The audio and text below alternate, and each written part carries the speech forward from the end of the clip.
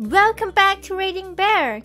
Today, we will take a look at some new IDontWorkhereLady stories. And if you enjoyed my content, please don't forget to subscribe to my channel and post some bear emojis in the comments. Let's go! The first story is titled, "This may be the shortest one on here." My trip to the local superstore. I was at a local superstore called Maya. It's like Target, etc. I had just gotten off of work and was in my grubby jeans, t-shirt. I was in the garden section looking for tomato cages when I hear fingers snapping and a shrill, "Hello. HEELLLOOOO. I wasn't really paying attention but turned to see Karen is directing her tirade towards me. Yes you, get this down for me." As she points and snaps her fingers again. I just scoff a bit and turn back while shaking my head. I let out a sigh and say, "I don't work here, you ducking idiot." Unbeknownst to me, an employee was in earshot and was heading to her. He doubled over laughing while walking up to her after hearing me, which just sent her overboard. I got what I needed and left, faintly listening to her tirade in the background. The next story is titled, "Get Your Own Cart." Our local Sam's Club is relatively busy and often runs out of carts inside because they can't keep up with the turnover. We also need 2 carts when we go because we have 2 babies in carriers, so they each go in a cart and we fill our groceries in around them. It's obviously a bulk store, so the packages are larger than normal. It was very rainy and when we got in, we realized there were no carts. I waited with the kids and my husband went outside and collected 2 carts for us in the pouring rain while a ton of people just stood there and waited. I could see people approaching him as he was walking in, asking for one of the carts, or just trying to take one and saying thanks. When he walked in, 5 people approached him and tried to take the carts from him and asked him why he couldn't get any more than just 2. I proceeded to load the girls in the carts and he continued to inform everyone he wasn't an employee, as they were very mad that he also didn't get them carts in the rain. One of them even went so far to complain to the customer service desk that one of their employees was pretending he wasn't an employee and not doing his job to get carts. The next story is titled, "Never Judge a Book." I just joined the Reddit family and this is my first post. I'm old, like in my 70s old. But my wife said that some of my stories might be entertaining. This is something I witnessed about 10 years ago. Old lady BB, big bully. I was shopping at a store with a big bullseye logo. I noticed this old lady, looked to be in her late 60s, who was just going about her business. I noticed because she held herself very upright and with a lot of confidence, though she was only about 5 feet tall, and 100 pounds if she was an ounce. She had on a nice red blouse and tan pants, which turned out to be a bad fashion choice for this store, as you will soon see. As I passed by, we nodded to each other and I started making my way to the luggage and bags to look for a new backpack for myself. After about a couple of minutes of looking, I heard raised voices and glanced over my shoulder to see the old woman in a heated exchange with a middle-aged man, BB, twice her size. He was talking very loud and calling her awful names, the B word and worse, and telling her that just because she was old didn't mean that she could ignore customers. She was, I imagine, trying to explain that she didn't work there but couldn't get a word in edgewise since the BB was refusing to let her talk.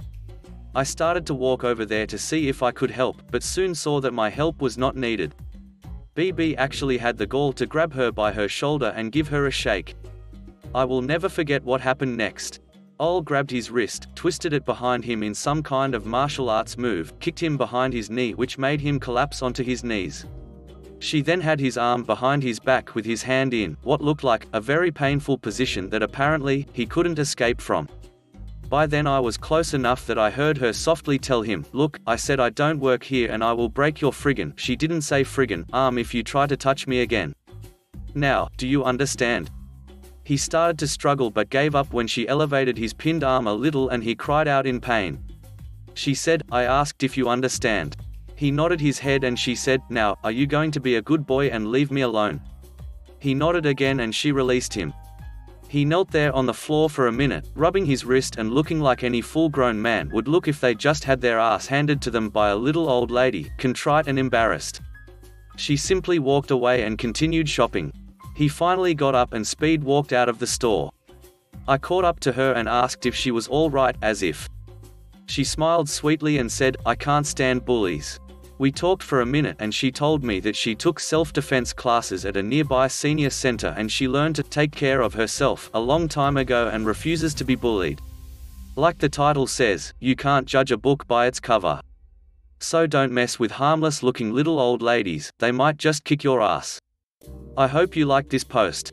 I have lots of stories that I might share if you care to hear them.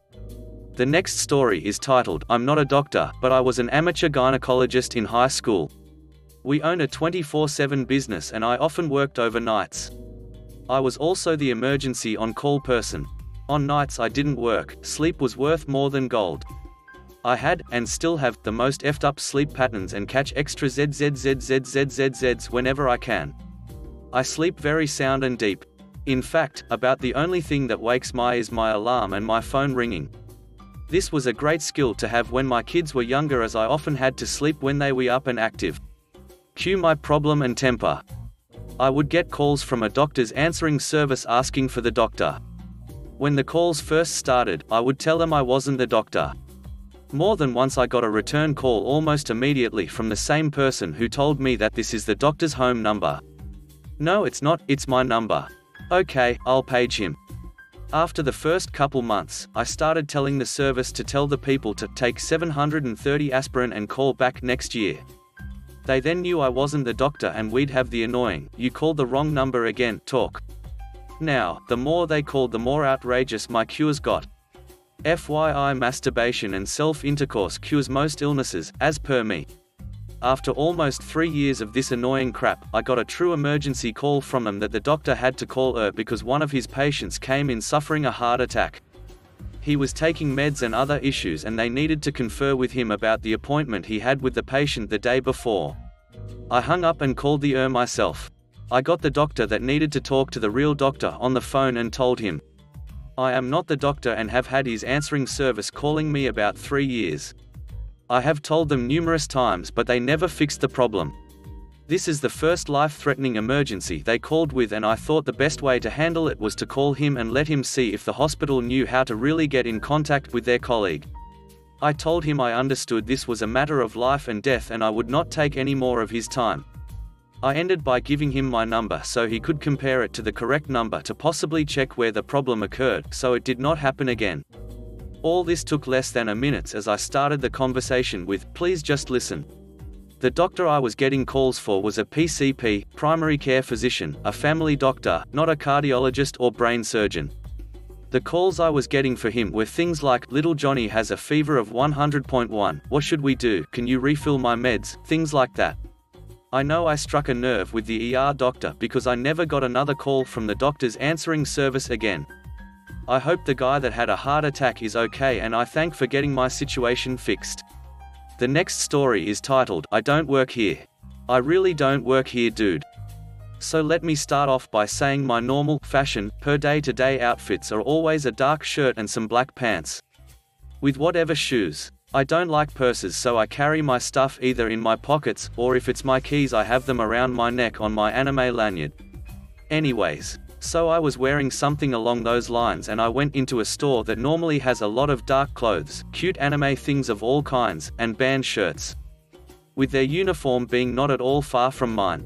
And their keys to the fitting rooms around their neck. So I could see why someone would mix me up. This guy walks up to me and asks if I could open the fitting room for him. And I apologize and tell him that I don't work here, but I understand the confusion. And he laughs and just looks at me. And I just nervously laugh and he says, no sir, can you please open the door for me? And I'm like, I really don't work here, bro. I really am sorry, you should look for someone else. And then again he just laughs even more and is like, oh okay, so then I'm just going to climb up the door and sneak inside. Laughs some more. And I'm like, yeah. Okay, you can go do that, and he pauses and still just looks at me. And I'm like, I really don't work here, I'm not going to stop you. And he's like, oh, you really don't, sorry, and walks away. The next story is titled, You're Mexican, of course you work here. So there is this little Mexican restaurant I went with my family. While I was there I saw that the staff were white mostly. They all had dark green shirt with a little piggy and black pants. You can go refill your cup if you have a large cup. That's what I did when I got back to my table. I had to use the bathroom. As I was working towards the bathroom, this woman grabs my arm and nearly pulled me down. I don't like when people touch me, so I said, "WTF lady, get off." She started yelling at me to get her food. I say back, "I don't work here, and get your hand off me now." I was yelling and people were starting to look, so she just looked at me and said, "I don't think you know who you're talking to, but don't talk to me like that again, and of course you work here, you're Mexican." I may have overreacted and I don't like being talked down to. She still had her hand on with a tight grip, so I pulled my arm to my other side, and she came flying off her seat. Her friend that was with her was livid, say, "How dare you, you slur, we will send you back to Mexico." The woman that fell was crying and screaming.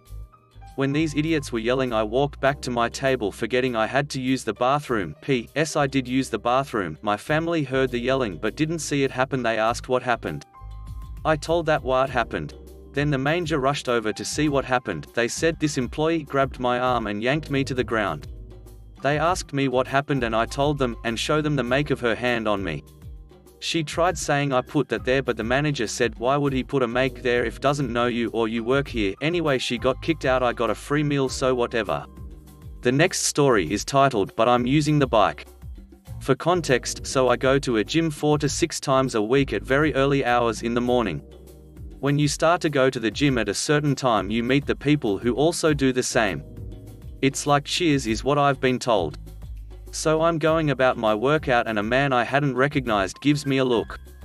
He asks me to spot him. No, this isn't it, and this is just a regular thing in the gym. I went to spot him and I noticed his hand placement was uneven, so I just told him about it. We talked for a couple minutes about the gym. He told me he was new to the gym and I told him if he ever needed a spot to just ask me, and said my name. Fast forward through my workout, I hop on a stationary bike until angry lady, Al, waves in my face cause I had both headphones in, so I assumed that she just wanted to see when I was done. Nope. "Hey there, me. Hey, I need this bike, Al." "Well, I've only been on for 15 minutes and I'm going for a half hour, sorry, but you could ask someone else to see when they're done, me." "No, that's not fair to them, Al. It's also not fair to me, I'm also working out, me." "Well, I pay for a membership here and so do they. You work here, you don't pay to use the gym, me." I don't work here, lady, me. Oh, how it rolls off the tongue. I've been waiting so long to say it, it made me whole. She starts growing in anger. "Yes, you ducking do. I saw you helping that man now off the bike, Al." This really got to me. Yay, I'm not getting off the bike. 1. You don't talk to me like that, and 2. Like I said before, I do not work here, me. Off the bike or I'm getting a manager, Al. Someone dropping an F-bomb like that has grabbed the attention of everyone around me, and I kind of just look at all these people around me like, "Hey guys, a little help?"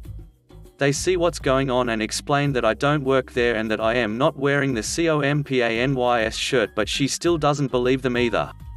You guys just don't want to see him in trouble cause he's helped you before. Al. K, get a manager, me. So at this point she storms off to find a manager and I just keep pedaling. This is a big gym that's got a good amount of space, so she's completely out of my view. It's not like I could see where she was. She comes back with a manager who I know and have actually come to become buddies with because he likes seeing teens in the gym. He instantly cracks a smile as he sees I'm the one that she's been complaining to him about. See, it's him. He won't get off the bike and I'm a paying member. I want him punished, Al. Oh, you swiwa. He doesn't work here, he's a regular. Sorry, you're going to have to wait for another bike, I guess, M. Well, why is he ducking helping people? That should be your job, Al. I guess he's just a nice person and I'm going to have to ask you to leave if you continue to use that language, M.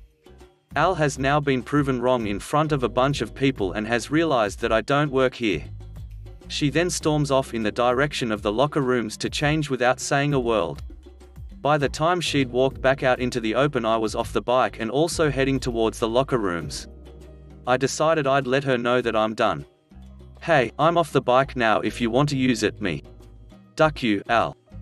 Totally worth it. The next story is titled, Because She Was Nice. Late in the day, I'm sitting in a discount hardware store looking around.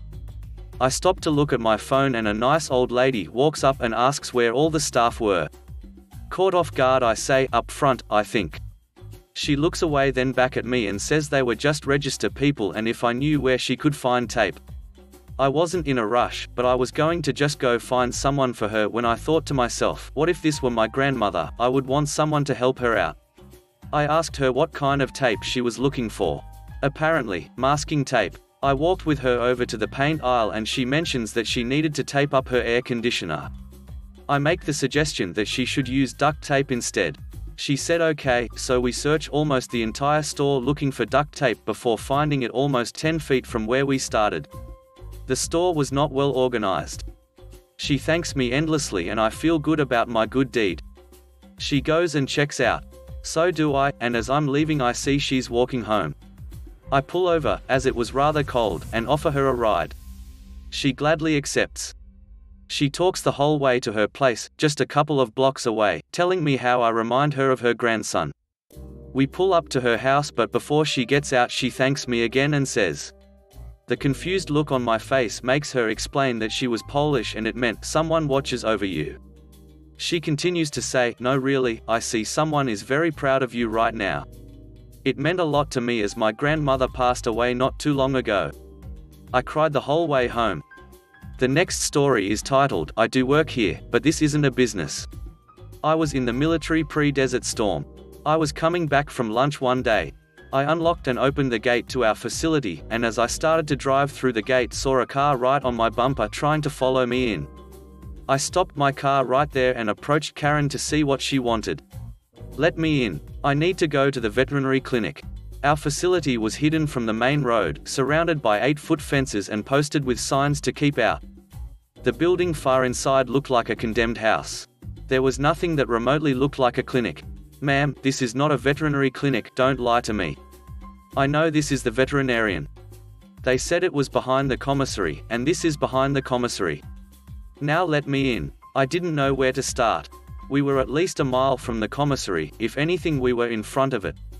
I knew for fact there were no businesses or clinics behind the commissary, and I was 99% sure there was no base veterinarian. Karen was unwilling to accept any of this information, and kept insisting I was lying to her. It took 4 of my co-workers and I, and threat of military police being called, for her to finally drive off, yelling that she was going to report us to our commander. I was never so glad to lock that gate behind me. The next story is titled, I don't work here. No, I haven't been arrested. To start off, I live behind a police station. I park my car in a public parking lot next to the police station that is mainly used by City Hall employees. I walked out of my house heading to my car. A lady was being dropped off by the entrance to the lot. When I walked by her, she started talking to me. Lady, excuse me.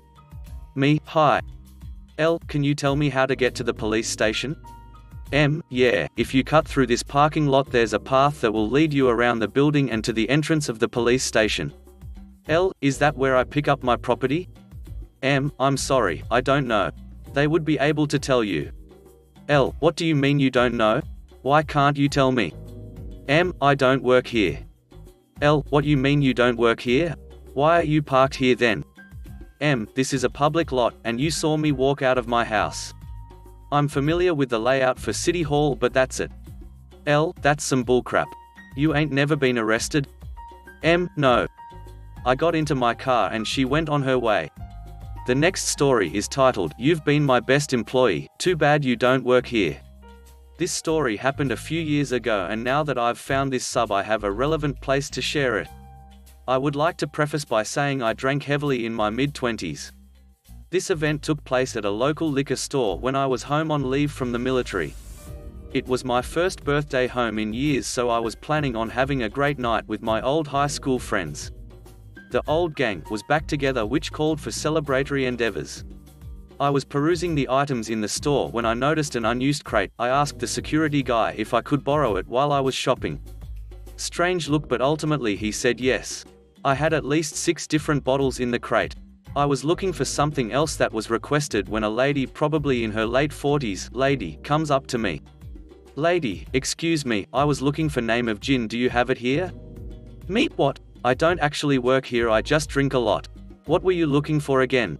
They don't have that brand here. If I may make a suggestion. Conveniently the tonic was on the wall next to us. I handed her a bottle and showed her where the gin was. She thanked me and went on. Since I still had the crate in hand, and I just helped another customer, obviously I work there. Can't be mad at that misconception. Someone else came up to me and asked a random question about the absinthe that the store has. I get into a conversation about absinthe, what it actually is, why it's illegal in some places, and if makes you hallucinate or not. The entire time people are coming up to me asking me questions on where to find this, suggestions on what kind of wine they should get, drink suggestions, yes I had a bartender app on my phone, etc. The last thing was someone came up to me asking about good rum drinks. My personal favorite for those who care. Captain Morgan's, with Malibu rum, and grenadine on the rocks. I call it a shipwreck. Apparently that guy was friends with the owner, he then told the owner about the awesome service he got from the new employee.